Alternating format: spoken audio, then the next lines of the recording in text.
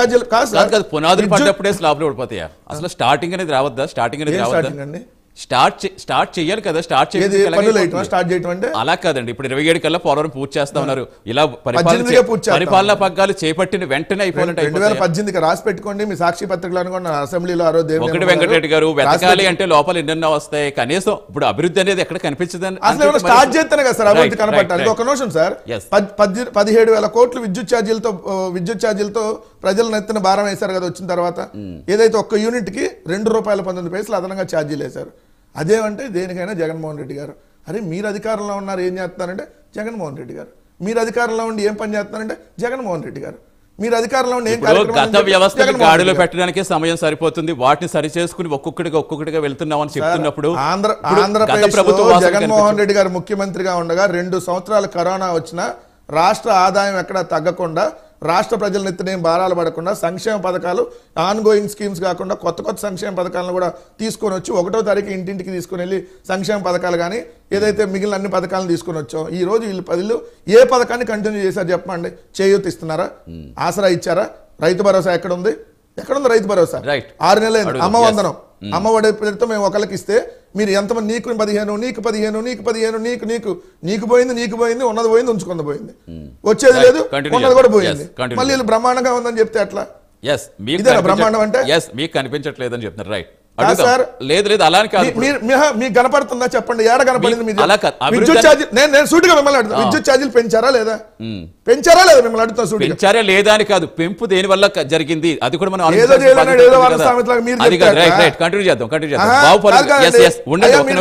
పెట్టుకున్నారంటే పక్కనాడు పెట్టుకోలేదు కాబట్టి నేను స్టైల్ గా పెట్టుకున్నా అన్నట్టు మీరు చెప్పేది.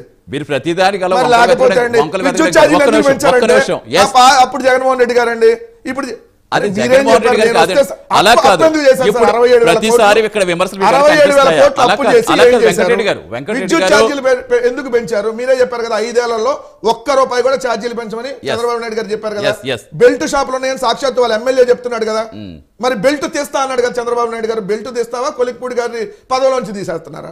చెప్పండి ఏం చేయబోతున్నారు? అడుగుదాం. ఎస్ బాబు పల్లవి గారు. నమస్తే బాబు గారు. నమస్తే అండి. ఎస్ బాబు గారు, చాలా ప్రశ్నలే సంధిస్తాడు కనిపిస్తుంది వెంకటరెడ్డి గారు, ఏం చెప్తారు సార్? ఇప్పుడు ఏం చెప్తామంటే న్యూస్ ఛానల్ వాళ్ళందరికీ కూడా నేను ఒక విజ్ఞప్తి చేయదలుచుకున్నానండి, ఇంక్లూడింగ్ ప్రైమ్ 9. ఎవరినైనా డిబేట్కి పిలిచే ముందు వాళ్ళ స్థాయికి తగ్గట్టుగా వాళ్ళ సమాజంలో ఏదైనా ఉద్ధరించి ఉండుంటే, ఏ సమాజానికి పనికొచ్చే పని చేసి ఉంటే అలాంటి వాళ్ళని తీసుకొచ్చి ఇక్కడ మాట్లాడిస్తే వినడానికి వినసొంపుగా ఉంటుంది సార్. కూర్చొని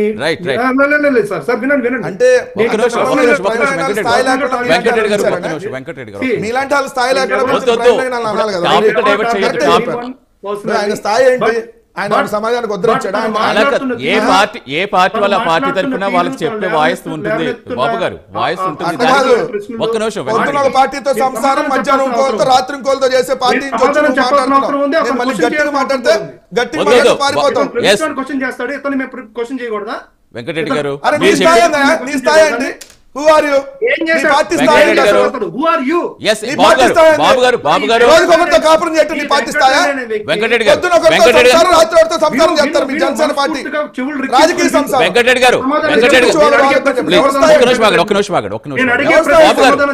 గుర్తింపు కలిగినటువంటి రాజకీయ పార్టీ నుంచి, ఏదైతే సింగిల్ గా 151 సీట్లు వచ్చిన రాజకీయ పార్టీ నుంచి వచ్చా.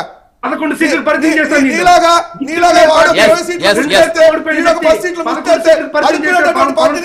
వెంకటరెడ్డి గారు ఒక్క నిమిషం, వెంకటరెడ్డి గారు ఒక్క నిమిషం. బాబు గారు టాపిక్ మీద వెళ్దాం. బాబు గారు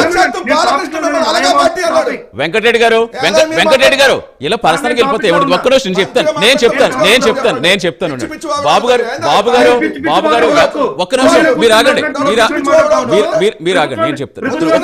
మీరు ఆగండి ఒక్క నిమిషం ప్లీజ్. అందుకే చెప్తాం, ఒక్కసారి ఆగండి. బాబు గారు పర్సనల్ గా వ్యక్తిగతాలు వద్దు, ఎవరు పార్టీ వాళ్ళకి వినిపిస్తాయి. చెప్పండి ఒక్క నిమిషం. వెంకటరెడ్డి గారు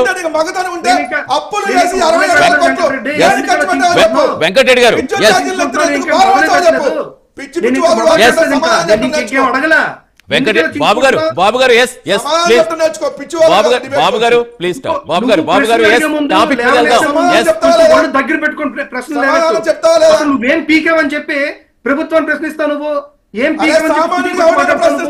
నువ్వు ఏమైనా సమాజాన్ని కుదిరించావు నువ్వు సమాజానికి ఏమైనా పనికొచ్చే పని చేస్తావు నువ్వు నీ చరిత్ర నీ తెలుసా నీ చరిత్ర నీకు తెలుసా ఏం పీకేవని చెప్పి మాట్లాడుతున్నావు ఇక్కడికి వచ్చి నువ్వు ఏం పీకా నువ్వు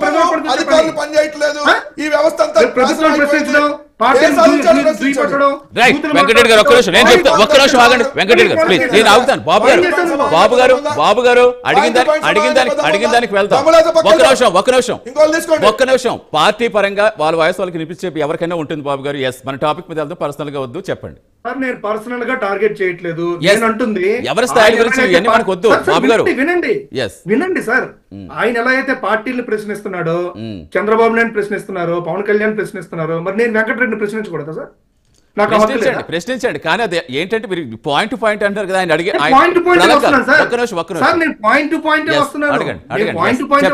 జగన్మోహన్ రెడ్డి వీరుడు ధీరుడు సూర్యుడు అన్నప్పుడు జగన్మోహన్ రెడ్డి వాళ్ళకి అసమర్థత కూడా మాట్లాడాలి కదా బాగా మాట్లాడతాడు మంచి వాక్ అనుకున్నప్పుడు వెంకటరెడ్డి సమాజానికి పనికొచ్చే పని ఏం చేశాడు అనేది కూడా మాట్లాడుకోవాలి కదా దానికి ఆయన సమాధానం చెప్పాలి కదా యాక్చువల్ గా నేను ఏమనుకున్నానంటే వెంకటరెడ్డి అనే వ్యక్తి చాలా బాగా మాట్లాడుతున్నాడు ఉన్నది లేనట్టుగా లేనిది ఉన్నట్టుగా చాలా బాగా ప్రజెంట్ చేయగలడు అసలు ఈయన ఏం చేశాడని చెప్పి నేను ఆయన గురించి చూడటం మొదలు పెట్టా ఎంత వెతికినా దొరకదే సమాజానికి పనికొచ్చే పని ఒకటి కూడా లేదే ఎంతసేపు వీడియో డిబేట్ లో కూర్చున్నామా మాట్లాడామా వచ్చామా నాయకులు కలిసామా ఫోటోలు తీసుకున్నామా సింగిల్ ఫోటోలు తీసుకున్నామా పోజులు ఇచ్చామా పేపర్ కి కటింగ్లు ఇచ్చామా అంతే సరే బాబు గారు ఆ టాపిక్ బాబు గారు ఒక్క నిమిషం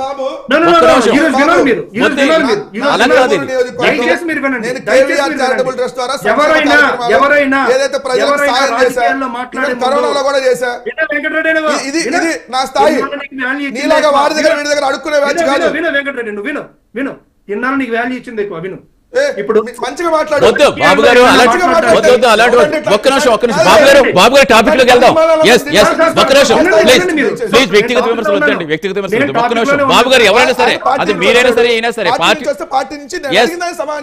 టాపిక్ మీద వెళ్దాం బాబు గారు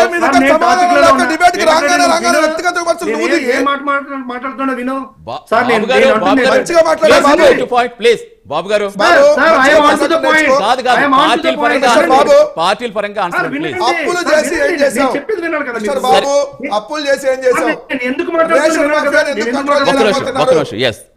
if in case Venkatareddy is a political analyst ఆయన ఏదైనా మాట్లాడొచ్చు సబ్జెక్ట్ ఉండొచ్చు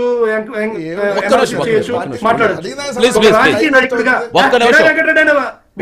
ఇప్పుడు బాబు గారు ఒక్క నిమిషం వెంకటరెడ్డి గారు బాబు గారు ప్లీజ్ 67,000 కోట్లు అప్పే చేసామన్నా సమాధానం లేదు ఎందుకు అప్పుడు రాజకీయాల్లోకి రావాలి నువ్వు బాబు గారు సమాధానం చెప్పలేకపోతే ఇంట్లో కూర్చోవచ్చు కదా ఇంట్లో కూర్చోబెట్టావు ఇప్పుడు నిన్ను 40% మీరు ఈవీఎం ద్వారా మేనేజ్ చేస్తే 40% తగ్గించలేకపోయారు అది మా కెపాసిటీ తెలుసుకోలేకపోతున్నారు ఇంకా అది మా కెపాసిటీ ఒక్క నిమిషం బాబు గారు ఇలాగైపోతే టైం పోటీ చేసే పార్టీ ఆయన అడిగిన దానికి మీరు ఆన్సర్ ఇస్తారు ఒక్క నిమిషం ఆగండి మాణిక్యరావు గారు ఒక్క నిమిషం బాబు గారు చెప్తారు ఒక్క నిమిషం సార్ ఇప్పుడు మీరు ఒక న్యూస్ ప్రెజెంటర్ మాణిక్యాలరావు గారు ఒక మంచి రాజకీయవేత్త ఆయన